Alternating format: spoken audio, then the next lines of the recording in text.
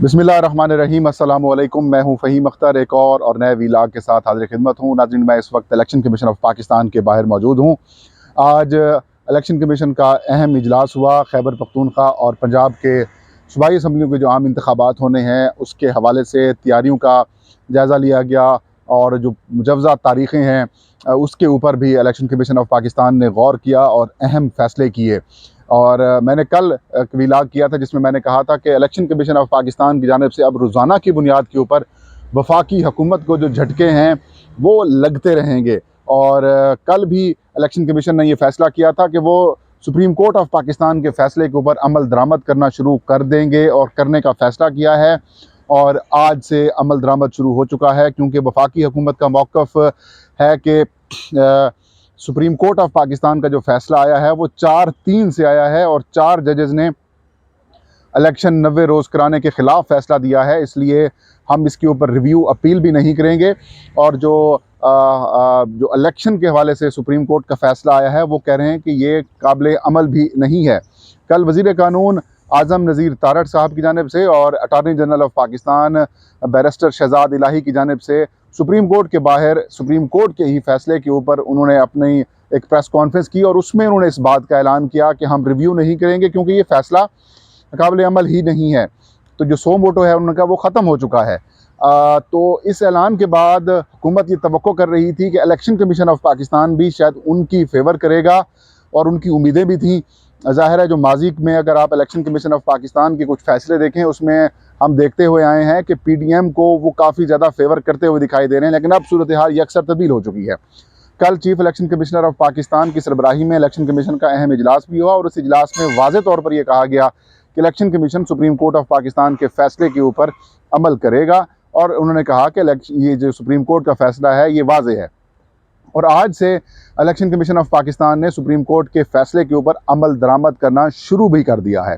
आज सेक्रेटरी दाखिला यूसुफ नसीम खोखर साहब को इलेक्शन कमीशन बुलाया गया था। उन्होंने चीफ़ इलेक्शन कमिश्नर और मेंबरान के साथ अलहदा मुलाकात की और इसमें चीफ़ इलेक्शन कमिश्नर और मेंबरान ने कहा कि खैबर पख्तूनख्वा और पंजाब के अंदर जो सूबाई असम्बलियों के आम इंतखाबात होने हैं उसके लिए आप सिक्योरिटी फराम करें।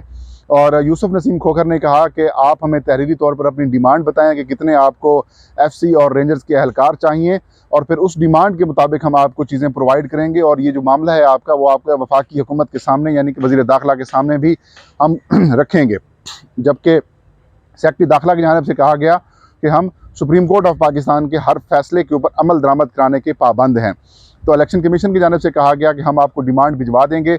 इसके बाद जो सेक्रेटरी ख़जाना हैं उनको भी बुलाया गया, उनकी भी उनके हुकाम की मीटिंग हुई है और उसमें भी इलेक्शन कमीशन ऑफ पाकिस्तान ने डिमांड की है कि जो फ़ंड्स हैं वो प्रोवाइड किए जाएँ, वो फराहम किए जाएँ ताकि हम इंतखाबात करा सकें। क्योंकि इलेक्शन कमीशन के सामने इलेक्शन कमीशन ऑफ पाकिस्तान को जो वज़ारत ख़जाना है वो मौजूदा मुल्की मुआशी सूरत हाल की वजह से फ़ंड्स ना देने का कह चुकी है। बहरहाल ये तो सुप्रीम कोर्ट ऑफ पाकिस्तान के आज खुद नोटिस से पहले के मामला हैं, अब सूरत हाल तब्दील हो चुकी है और इलेक्शन कमीशन ऑफ पाकिस्तान ने यह डिसाइड किया है कि सुप्रीम कोर्ट के फ़ैसले की रोशनी में जो खैबर पख्तूनख्वा और पंजाब असम्बलियों के आम इंतखाबात होने हैं वो हम कराएंगे और उसी हवाले से इक़दामात भी कर रहे हैं। अब पूरे पाकिस्तान की नज़रें ये हैं कि खैबर पख्तूनख्वा और पंजाब असम्बलियों के आम इंतखाबात किस तारीख़ को होंगे, मुजवज़ा तारीख़ें क्या हैं, इसके ऊपर भी इलेक्शन कमीशन ऑफ पाकिस्तान का आज इजलास हुआ और इस इजलास में मशावरत की गई।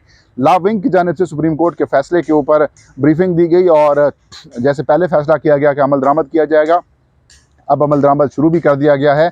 तो उनकी जानिब से कहा गया कि हमें जो स्टेक होल्डर्स हैं इस सारे प्रोसेस में उनके साथ मशावरत करनी है। ज़ाहिर है सिक्योरिटी जिसने प्रोवाइड करनी है उनके साथ मशावरत होगी, जिन्होंने फ़ंड्स प्रोवाइड करने हैं उनके साथ मशावरत होगी और ये मशावरत का अमल शुरू भी कर दिया गया है। इसके अलावा जो स्टेक होल्डर्स दूसरे हैं जैसे गवर्नर खैबर पख्तूनख्वा को कहा गया कि आप तारीख़ का ऐलान करें, तो उनको तारीख़ भी तजवीज़ की जानी है, नए सिरे से तजवीज़ की जाएगी। इसी तरीके से पंजाब की तारीख़ का ऐलान सदर पाकिस्तान डॉक्टर आरिफ अलवी ने करना है, उनके साथ भी मशावरत की जाएगी। लेकिन इलेक्शन कमीशन ऑफ पाकिस्तान ने इस बात के ऊपर इत्तफ़ाक़ किया है और फ़ैसला भी किया है कि सुप्रीम कोर्ट ऑफ पाकिस्तान के फ़ैसले के अंदर ये मेंशन किया गया है कि हत्तुल इम्कान कोशिश की जाए कि 90 रोज़ के अंदर इंतखाबात को यकीनी बनाया जाए और अगर नहीं कर सकते तो इसको स्लाइटली आगे भी किया जा सकता है। तो इलेक्शन कमीशन ने यह फ़ैसला किया है कि इन दोनों सूबों के अंदर इंतखाबात बेहतरीन अंदाज में कराने के लिए जो इलेक्शन कमीशन है वो अपने भरपूर इक़दाम करेगा। और इसलिए ये फ़ैसला हुआ कि जो शेड्यूल के अंदर 54 दिन रखे गए हैं इंतखाबी कैंपेन की, वोटर लिस्टों की अशाअत, उनकी तरसील करना, वोटर बैलेट पेपर की तरसील करना, इंतखाबी मवाद की तरसील करना, और जो इलेक्शन कमीशन ऑफ पाकिस्तान का अमला होगा जो इलेक्शन कंडक्ट कराएगा उसकी ट्रेनिंग वगैरह कराना, तो जो तमाम प्रोसेस है इलेक्शन कमीशन ने फैसला किया है उसको पूरा किया जाएगा। और 54 दिन का जो शेड्यूल है उसके ऊपर अमल दरामद कराया जाएगा। और यही जो 54 दिन का जो तारीख़ें हैं, ये जो वक्त है, ये सदर पाकिस्तान के साथ भी शेयर की जाएगी और गवर्नर खैबर पख्तूनख्वा के साथ भी शेयर की जाएगी। इसके अलावा रिटर्निंग ऑफिसर्स की तैनाती वगैरह जो है उसके ऊपर भी इलेक्शन कमीशन ऑफ पाकिस्तान ने अपना काम शुरू कर दिया है। और इलेक्शन कमीशन ऑफ पाकिस्तान बड़ा पुरुम्मीद है कि जिस तरीके से सुप्रीम कोर्ट ने तमाम रियासती इदारों को इलेक्शन कमीशन की इंतखाबात कराने के लिए मुआवनत का कहा है, तो वैसे ही इलेक्शन कमीशन जो है वो एक बार फिर जो हाई कोर्ट्स के रजिस्ट्रार हैं या फिर चीफ जस्टिस साहिबान हैं उनके साथ रब्ता करेगा और सुप्रीम कोर्ट के जजमेंट का हवाला देते हुए उनसे दोबारा जो मातहत अदलिया है वो डिमांड की जाएगी। क्योंकि इलेक्शन कमीशन ऑफ पाकिस्तान समझता है कि फ्री फेयर ट्रांसपेरेंट इलेक्शन कराने के लिए जो अदालती मातहत अदलिया जो है या जो अदालती जुडिशल अफसरान हैं उनसे बेहतरीन इंतखाब कोई नहीं करा सकता। क्योंकि इलेक्शन कमीशन इस बात के ऊपर उसने अपना माइंड बनाया हुआ है कि अगर हमने डीसी या एसीज़ को लगाया, returning officer, district returning officer या फिर असिस्टेंट रिटर्निंग ऑफिसर, तो फिर मसाइल पैदा होंगे। एक तो उनका जुडिशल बैकग्राउंड नहीं होता और जुडिशल बैकग्राउंड ना होने की वजह से उनकी ट्रेनिंग मुतासिर हो सकती है और इंतखाबात के ऊपर सवालात भी उठेंगे। इसलिए इलेक्शन कमीशन इस बात के ऊपर जोर दे रहा है कि जुडिशल अफसरान जो हैं वही इंतखाबात के लिए आएँ और उन्हीं के लिए ही इलेक्शन कमीशन ऑफ पाकिस्तान एक बार फिर कोशिश करेगा हाई कोर्ट्स के चीफ जस्टिस और रजिस्ट्रार साहिबान से रब्ता करेंगे। क्योंकि सो मोटो से पहले इनकार किया जा चुका था जुडिशल ऑफिसर्स की फरहमी से। एक तो ये मामला हो गया कि जो जुडिशल अफसरान है उसके लिए रब्ता किया जाएगा, रिटर्निंग ऑफिसर्स की तैनाती के ऊपर भी काम शुरू कर दिया गया है। इसके अलावा इनकी ट्रेनिंग के हवाले से भी 40 मास्टर्स ट्रेनर्स तैयार किए जा रहे हैं, वो ट्रेनिंग देंगे। जबकि जो इंतखाबी तारीख़ें हैं उस हवाले से भी इलेक्शन कमीशन ऑफ पाकिस्तान ने जो इब्तदाई मशावरत है वो की है और उसमें फ़ैसला ये किया गया है कि एक तो 54 दिन पूरे कराए जाएंगे और दूसरा ईद और रमज़ान उल मुबारक जो आ रहा है उसको भी मद्देनज़र रखा जाएगा, ताकि ईद और ईद की छुट्टियों की वजह से जो इंतखाबी गहमा गहमी या फिर जो इशूज़ हैं वो ना हो। तो इलेक्शन कमीशन ऑफ पाकिस्तान ने अब ये इतना माइंड बना लिया है या फिर यूँ कहें कि फ़ैसला कर लिया है कि जो इलेक्शन होंगे खैबर पख्तूनख्वा और पंजाब के वो ईद के बाद होंगे।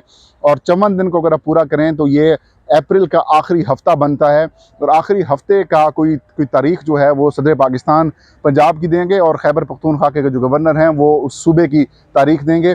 और इलेक्शन कमीशन ऑफ पाकिस्तान ने इस हवाले से अपनी जो तैयारियाँ हैं वो शुरू कर दी हैं। फ़ंड्स की फराहमी के लिए भी वफाकी हुकूमत से रब्ता किया जा रहा है और ये भी डिसाइड किया गया है कि अगर कोई इदारा इलेक्शन कमीशन की मुआवनत से इनकार करेगा तो आइन का आर्टिकल जो 220 है उसके तहत उनके खिलाफ कार्रवाई या फिर उसका सहारा लेकर इलेक्शन कमीशन अहकामात देगा। और सुप्रीम कोर्ट ऑफ पाकिस्तान की वाज़ेह जजमेंट भी मौजूद है कि तमाम रियासती इदारे जो हैं वो इलेक्शन कमीशन की मुआवनत करें। तो ये था नाज़रीन आज का वीलाग। इंशाल्लाह नए वीलाग के साथ दोबारा हाजिर खिदमत होऊंगा और इलेक्शन से मुतालिक जो भी अपडेट्स आएंगी वो आपके साथ शेयर करूँगा। मुझे दीजिए इजाज़त, इंशाल्लाह एक और वीलाग के साथ हाजिर होऊंगा। तब तक के लिए अल्लाह हम सब का हामी नासिर हो।